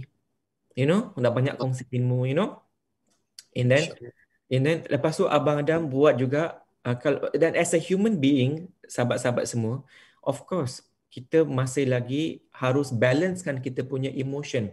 Sometimes it's good to share kepada orang yang betul-betul kita kenal, yang faham kita. So in this case is I share with my loved one, my wife, my bonda, so I share what's happening, physically what's happening. So focus on the next step. You need to share so that people can understand, so that they can give you 20% also, boleh faham, ya? And the last thing I did, Talib sangat senang. Abang pernah ajar Talib dekat seminar Impak Minda. Abang rasa it was so funny, kan? Abang belajar dengan Talib sekejap. Talib macam puzzle, apa Abang buat ni, tak faham. Tiba-tiba Talib rasa macam tu. It was so fun working with you on this process. So what I did at that time, Abang buat satu proses NLP juga. Remember, Allah telah beri kita nikmat visual, nikmat pendengaran, nikmat perasaan. Visual, auditory and kinesthetic. So what Abang Adam buat, I just use my visual and kinesthetic. Abadam punya badan yang wujud ni, Abadam just see it like I put my body outside there. Detach. I did with you, remember? Detach. Yeah. So you imagine your body is there, you are up there. So your body is there. Yang go through all this worry. kan? And you, when you outside, dan saya rasa rata-rata boleh faham benda ni. Pernah tak you all, bila you all imbau balik kenangan-kenangan lama, ya Allah, masa aku diuji benda tu tak ada apa-apa pun, bila fikir balik sekarang, you akan ketawa. Masya Allah. Something like that. You all go through, betul tak? Tetapi we do not want to go through another 20 years, Talib, sebab kita tak tahu wujudkah 20 years tu. We have that moment, kan? So Abadam buat exercise tersebut, yang mana I immediately step away from my body. I just say my body that okay, tak apa, your body is sick. And at that moment, I go spiritually dengan Allah je. InsyaAllah, I'm okay. So these are the few tips yang Abadam ikhlas mengajar kerana Allah. I hope you all benefit kepada semua kawan Instagram dan juga kepada kawan 7am Club ni. InsyaAllah ya. Masya Allah, syukur. Alhamdulillah. Thank you so much Abadam. Sangat bermanfaat. Percayalah, ianya sangat berbaloi. You never know dekat luar sana siapa yang telah dapat manfaat. Walau seorang sekalipun, syukur Alhamdulillah. Besar sangat manfaat dia Abadam. We never know, kan? Thank you Abadam. Thank you so much. Thank you. Keep on sharing tau dalam IG Abadam. Adam ADDAEM Chandran CHANDRN. Orang tanya saya, KK, Abang Adam tu kenapa nama dia ada Chandran? Mungkin orang tak tahu. Actually orang tahu, ramai orang ingat Abang Adam ni kan ialah muka Melayu. Maybe kita Talib lain cerita. Malu pula Abang Adam ni mix. You tahu mix, you know? Mix maksudnya Abang Adam ibunya Chinese, ayahnya Indian. So dapatlah Abang Adam yang sangat handsome, sangat segak. Dan Abang Adam asalnya belum Islam. Allah beri hidayah, hadiah yang cukup luar biasa. Abang Adam cakap sekarang saya ingat, iman itu terlalu mahal harganya. Tapi kadang-kadang kita tak tahu, kita letak je tempat yang paling mahal, benda mahal kita letak kat tepi, dia tak apa kisah. Iman tu subhanallah, bila Abang Adam cakap tu ada satu tamparan sebenarnya. Satu teguran je macam, ya Allah Tuhanku, ya iman sangat mahal harganya. So saya tak tahu nak cakap. Itu ada satu, nampak simple, benda orang selalu cakap. Tapi bila keluar pada waktu yang tepat, pada waktu yang kita tengah berfikir-fikir, ya benda yang kita cari adalah iman tu sangat mahal harganya. Dan iman maksud saya macam ni, iman hanya akan jatuh pada orang yang ada ilmunya, berilmu. Allah Ta'ala turunkan iman, dia mesti berserta dengan ilmu. Kan? Kalau kita tengok orang yang tak waras Abang Adam, kan, Allah lepaskan dia sebab dia tak ada iman pun tak apa, tak solat pun tak apa, sebab dia tak perlu ada ilmu tu. So iman dia takkan sempurna tanpa ilmu. So lagi kebanyakan kita jumpa macam saya ada terjumpa satu kajian tu, Profesor Perancis, kebetulan dia hanya baca terjemahan. Dia tak pandai baca Quran, dia tak pandai baca, tapi dia baca terjemahan Al-Quran. Dia cek dengan rakan-rakan profesor di negara lain Islam, dia kata betul ke dalam Al-Quran cakap macam ni? Betul. Dia kata mana mungkin Nabi Muhammad SAW hidup pada 1400 tahun yang lalu, tak ada kajian, tak ada apa semua, boleh tahu ilmu ni kalau ianya tidak diturunkan daripada satu kuasa yang gaib yang tahu semua benda ni. Dia terus mengucap kalimah syahadah Abang Adam. InsyaAllah. So that's why iman tu dia datang bila orang yang mencari, yang nak. Kalau duduk saja tunggu, kan, itulah macam contoh Abang Adam bulan 7 nak buat satu sunnah, satu program. Kalau kita ada pilihan to join ataupun okay, thank you Abang Adam, berlalu dan begitu saja. So pada saya, siapa ambil peluang ni nak menajamkan fikiran kita, ilmu kita, take this challenge, ambil peluang ni. Benda yang paling berbalik untuk kita laburkan adalah self growth. Ya Abang Adam, Betul. Masya Allah. Thank you Abang Adam. Yeah, and I think you all kena faham that at the end of the day there's a different process of learning, kan. Yang apa yang kita tengah buat ini semua sangat aware. Kita sangat aware, kan. And I'm very sure one of the things yang kita nak let go dalam kehidupan, Talib, kita kena let go semua kita punya past. Betul tak Talib? Kita kena let go kalau yang past yang tak memberi manfaat, yang menjatuhkan kita. And I'm also talking in the same language with you all. I'm a normal human being. I have to let go things yang tak memberi manfaat pada saya. So please, and I know secara tak langsung yang Bonda akan melakukan kursus let go. I just want to say this one more time. she's doing it out of love, and there's so much impact that she wants to make in this world, you know. So if you all really love yourself and you want to let go your past, please join this class. It will really impact, sangat impact. Ingat, at the end of the day, we cannot change other people. Kalau kita change diri kita, Talib, kan, dan kita memberi impact positif pada kita, I believe, Talib, I believe that people around kita akan berubah. And I'm thinking about an example of my life, kan. Sebelum Abadam nak conclude, kan, mungkin ramai daripada apa yang Talib cakap, ramai yang tak kenal Abadam. I have 5 siblings. They are very different, Talib, mempunyai baggages yang sangat berbeza-beza, sangat berat. Yeah, and some of them tak habis sekolah pun, sampai sekolah rendah je tak mampu. And my brother sampai form 5. A lot of differences. The first thing I did to some of my siblings, hantar mereka kepada trainings, dan memang besar impactnya. Dan letting go, it is not a joke. It is important. Yeah? So saya doakan semua sahabat-sahabat yang mendengar ni, do what you can untuk menambahkan ilmu kehidupan 10% tu dan mengamal dan membawa orang lain untuk ke arah kebaikan, dan sentiasa berguru 20% untuk menjadi orang yang lebih baik. Wallahu a'lam. Abang serahkan pada Talib dan Bonda, ya. Thank you so much. Baik, terima kasih. Ni ada yang tanya, Abang Adam ni adik-beradik dengan Bernard Chandran ke? No, Abang Adam ni handsome, sama handsome dengan Bernard Chandran, tapi bukan adik-beradik. Nama dia sama, family name tu ada sama. Okay, Alhamdulillah. Thank you Abang Adam. Doakan Abang Adam ni please ya guys. Kita doakan semoga Allah mudahkan urusan. Saya berdoa jugalah, harap-harap adalah satu seminar antara Abang Adam dengan Bonda, kan. InsyaAllah bulan Julai lah kita harapkan kita boleh buat. Mudah-mudahan Allah izinkan. Kita doakan segala ilmu-ilmu yang Abang Adam ada, pengalaman Abang Adam ada ni, kita duplicate, kita kongsikan. Ini sebagai pencen kubur. Besok dah dekat kubur tu ada je aliran pahala tu masuk kan. Ini adalah investment Abang Adam dan kita semua, insyaAllah mudah-mudahan. Baik Abang Adam, thank you so much. Bonda. Yeah. Tali tengok Bonda duk tengok dari tadi kan, dengan spek mata kejap tu dekat library, sekejap kat taman ni.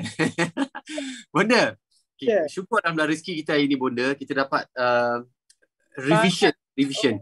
Betul lah, bila Abang Adam buat revision ni bagus, sebab kita ni sekali belum tentu ingat. Kan? Buat revision ni kita akan ingat balik rules of 10, 70, 20, 5 fasa yang Abang Adam selalu cakap, kan, filtering system, fikiran, emosi, tindakan, hasil. Ini semua adalah flow yang kita kena pasak. Kita kena tanam kuat-kuat. Akar dia biar berakar umbi kat dalam fikiran kita, hidup kita, kan. Sebab apa Bunda? Supaya kita ni boleh ajar anak-anak kita ni. Mungkin kita dapat ni ilmu untuk kita, tak. Contoh saya ada 4 orang anak. Besok dia membesar, dia orang kahwin, dia orang pun 4 orang anak. 4 kali 4 dah berapa? Beranak pinak. Bayangkan, inilah pelaburan Bonda dan Abang Adam. Besok kalau kita duduk dalam kubur, katalah kita ni dah berlalu, zaman kita dah 100 tahun kemudian, Bonda bayangkan yang beranak pinak ilmu-ilmu yang Bonda ajarkan ni. Mudah-mudahan pencen kubur, kan, ilmu yang bermanfaat. Ada 3 benda. Antaranya adalah ilmu yang bermanfaat. Jadi you guys jangan kata, saya bukan speaker KK, jadi tak ada peluang lah untuk saya dapat ilmu bermanfaat. Guys, family you dulu yang terdekat tu, sharekan diorang, bagi tahu kat diorang. 25 hari bulan ni kita ada program PMC for those yang dah menikmati perjalanan transformasi, dan bagi tahu pada adik-beradik kita.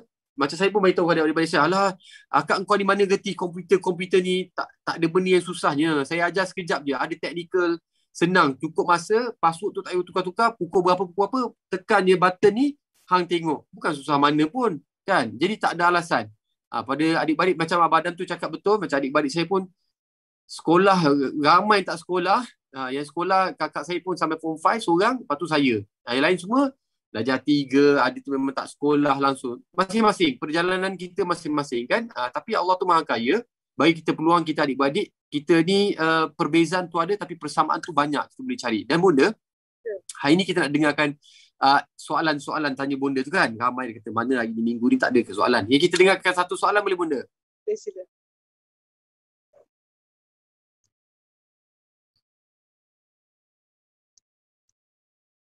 Suaranya ada, Abang Alif? Kepada Bonda berkenaan dengan ilmu yang Bonda. Assalamualaikum Bonda, saya Zaliha binti Ahmad. Ingin bertanya kepada Bonda berkenaan dengan ilmu yang Bonda ajar. Saya mengikuti semua rancangan Bonda, tetapi tidak dapat membuat nota yang cantik seperti yang diorang buat, tapi apa yang bunda amalkan buat itu saya telah amalkan. Alhamdulillah, banyak especially dari sikap yang suka marah-marah, Alhamdulillah telah tak ada. Dan saya juga telah mengumpulkan nota-nota daripada kawan-kawan 7am dan PMC. Saya simpan dalam satu file dan folder, dan bila masa terluang saya akan membaca dan mengamalkannya. Adakah cara ini ada baik ataupun tidak?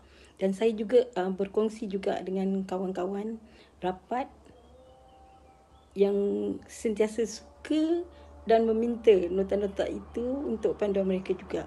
Adakah benda ini satu cara? Okey. Habis dah. Dia nak tanya agaknya kan. Boleh ke tak cara yang terbaik ke tidak berkongsi? Okey, bismillahirrahmanirrahim. Assalamualaikum warahmatullahi wabarakatuh. Allahumma salli ala sayyidina Muhammad wa ala ali sayyidina Muhammad. Bunda sibuk belajar daripada Badam tadi. Bunda nak sebut dia kata hustle culture kan, penat kan? Okey, so kita tahu kita ada bukan hustle tapi kita ada barakah culture. Betul tak? Because kalau ingat tak 6 tahap niat, hustle culture tu kalau kita kejar 3 yang bawah. Apa dia? Duit, nama dan feel good. Tapi kalau kita naik ke atas, barakah culture apabila we go for taqwa, we go for syurga dan we go for cinta Allah. Kita 7am nak mengajak orang daripada hustle kepada barakah culture. Lagi Bunda nak kenalkan satu perkataan, semua orang tulis perkataan ni. ROSE, R-O-S-E. Tulis Rose? Rose? Rose. Bukan Rose? Okey.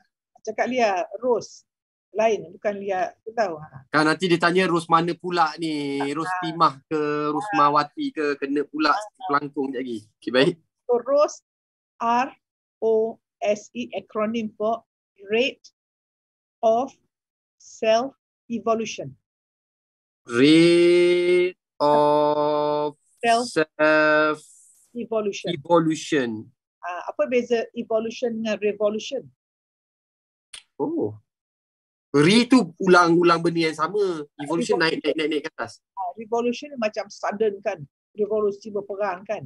Evolution makin baik. So every day tanya what is my ROSE? Sebab ingat you all macam Badam kata, growth, penambahbaikan diri itulah tujuan hidup kita. Hadis pun kata siapa yang tak bertambah baik dia rugi. Okey, so Bunda sebut konsep-konsep dulu ya. Bunda just catat dan Bunda tadi tahulah Bunda tengah buat letting go, macam tak sabar nak share tapi aku simpan je lah. Dan nak beritahu bahawa Badam dia macam train for emotional. So he is like emotional expert. So saya Bunda cuba nak pindah Badam, nak buat seminar 2 orang dengan dia. Okey, siapa nak angkat tangan Okay, so jawab soalan Zaliha, bagus. Zaliha kata dia dengar, dia tak buat nota. Bagus. Talik Bonda pun dulu, masa sekolah, masa lecture, orang lain nota lawa-lawa. Bonda memang tak lawa.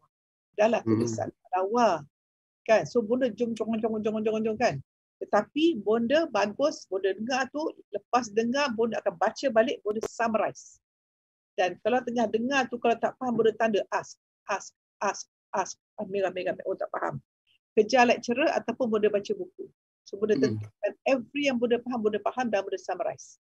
So yang kita dapat nota tu bukan semua orang yang kalau nota-nota orang visual. Macam Bonda cerita passion Bonda tu kan, apa Bonda cakap tu dia tulis dengan tulisan tangan cantik, apa setiap perkataan. Satu perkataan pun tak nak miss perkataan Bonda dia. Nak bantu anak-anak perempuan dia dah tak ada. So orang visual boleh. So bagus, what you are doing is you are taking the strength of other people. So pahala orang yang buat nota tu Zaliha dapat. Dan yang penting Zaliha is not the nota, because ada pernah kan dia kata Imam apa tak ingat dah, Imam Syafi'i ke apa, dia hilang buku dia, kena ambil perempuan tak apalah, jangan salah.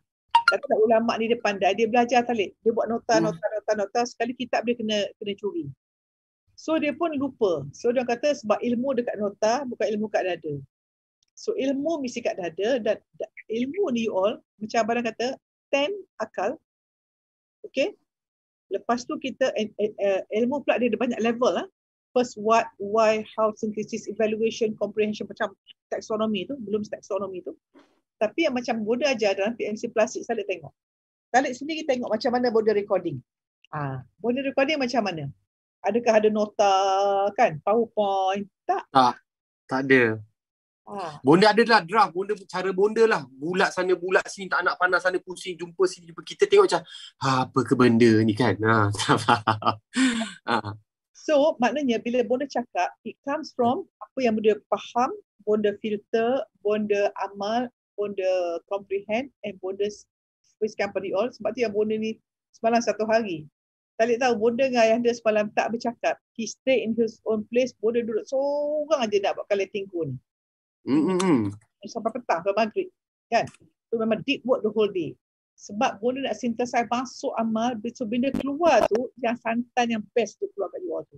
So bila you terima terus boleh. It's not from the book, not from my akal to your akal, but from my heart, jiwa and soul to your heart, jiwa and soul. Sebab itu, ada orang dia nak belajar tak boleh faham. You know why? That's why Bonda buat letting go tu Talib. So Alif tunjuk apa diagram tu, 17 tahap rumah tu. Kalau you all ada beberapa emosi dalam diri you, you can never learn. Okay, cuba perhatikan. Ini Bonda nak tengok yang paling bawah sekali you all. So, letting go yang Bonda nak ajar you all ni, macam mana nak buang 5 emosi tu. Benci diri especially, rasa bersalah, putus asa, rasa sedih dan takut. This one, kalau you all tak buang, your self-image is very poor. You are so full of self-hatred. I am not good enough. I am not live enough. Saya masih dendam. Mak saya macam ni. Ayah saya. You all ada victim lagi. Susah you all nak naik. Ibaratnya ada nak naik ke dalam hot air balloon, ada sandbag. So nanti Alif akan buat satu diagram. Alif tulis berapakah sandbag yang mencegah hot air balloon. Tu Alif ya. Okay, so dalam PMC Plastik kita akan bawa you all naik ke atas sampai ke sayang 500 ke atas. Sayang tanpa syarat. So you imagine once you dah sayang, you akan dapat hidup luar biasa. So that's why Zaliha tadi tanya, tiba-tiba dia tak ada nota pun, tapi dia amal, dia share. Tiba-tiba keluarga berubah dan segalanya berubah. So this is what kita nak buat nanti. Okay, seterusnya. Soalan seterusnya. Ya. Okay, silakan Lip, seterusnya. Dan Bonda, pengalaman Talib juga, kalau kadang nota kita, tak ada. Baca. Sekejap aku baca. Sambil-sambil tu, kat mana aku nak baca ni? Okay, sambil-sambil tu kan, nota kadang Bonda, cara orang punya penulisan nota, bila kita baca kita tak berapa nak faham sangat tu. That's why Talib pun berasa lah ni pandangan Talib lah kan. Kalau nota kita, orang lain baca belum tentu dia faham. Nota orang kalau kita baca belum tentu kita faham. Sebab cara masing-masing dia masa menulis. Tapi secara asasnya adalah kan. Pada saya pastikan bahawa nota yang kita kongsikan tu ada dengan penjelasan yang kita bagi buta-butanya. Jadi orang tak faham, salah faham pula Bonda. Kan? Sekarang tulisan tu tidak boleh, sebaris perkataan tidak boleh menggambarkan apakah proses. Barangkali nota yang sebaris tu dia hadam dalam tempoh untuk 5 minit Bonda punya penerangan. Tak sama tolong kita perhatikanlah sikit. Okey, soalan seterusnya. Okey, Nur Fatihah tanya. Nak jadi baik, sentiasa berfikiran yang baik-baik dan tips nak jadi konsisten menjadi baik. Sebab diri selalu banyak sangat buat kesalahan dan kesilapan. Macam mana nak let go semua dan yakin diri I can be good. Nak let go semua, masuk kelas let go. Okey, soalan seterusnya. Kejap Bonda Talib combine kan. Dengan Muhammad Haziq bin Nur Azizi, macam mana nak move on kalau kita ditinggalkan orang yang paling sayang? Oh alah kesian. Iaitu bekas isteri saya. Allahu Akbar, faham. Mohon tips Bonda dan macam mana nak dapatkan keredaan Allah dan taubat diterima Allah. Allahu Akbar. Ada dua situasi tu. Satu, dia nak konsisten jadi baik, nak let go. Muhammad Haziq pun rasa lebih kurang macam nak let go juga dia Bonda kan. Macam mana nak move on. Okay, so yang tadi yang pertama tadi nak jadi Nur baik. Fatihah nak jadi baik, dia banyak buat kesilapan, dia nak let go. Dia nak jadi baik. Yang Haziq ni ditinggalkan orang paling sayang iaitu bekas isteri dia. Macam mana dia nak move on?